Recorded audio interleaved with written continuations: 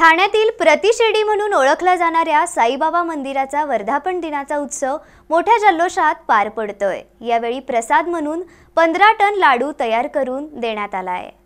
ठाण्यातील वर्तकनगर येथील श्री साईबाबा मंदिराचा 23 नोव्हेंबर रोजी 38वा वर्धापन दिन साजरा करण्यात येणार आहे। यानिमित्त दर्शनासाठी येणाऱ्या नागरिकांना प्रसाद म्हणून 15 टन लाडू तयार करण्यात आलेत।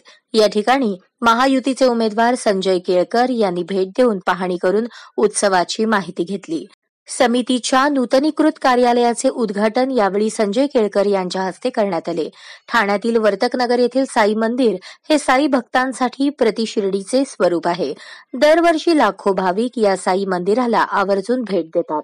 यात साईबाबा मंदिराचा यंदा 38वा वर्धापन दिन असल्यानं नागरिकांना प्रसाद म्हणून चक्क 15 टन लाडू तयार करण्यात आलेत। 23 नोव्हेंबर ते 25 नोव्हेंबर 2024 या 3 दिवसात विविध धार्मिक कार्यक्रमांचे आयोजन करण्यात आल्याची माहिती समितीचे अध्यक्ष मंगेश बळीराम नईबागकर यांनी दिली। साधारण महाराष्ट्रातून 5 ते 6 लाख साई भक्त दर्शन घेण्यासाठी येत असतात। त्यासाठी आपण 5 ते 6 लाख लाडू प्रसाद रूपी प्रत्येक भक्ताला 2 लाडू याप्रमाणे आपण प्रसाद देणार आहोत।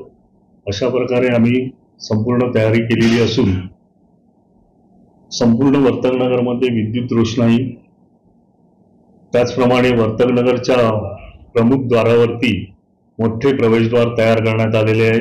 मंदिराच्या आवारामध्ये शामियाना तयार करण्यात आलेला आहे।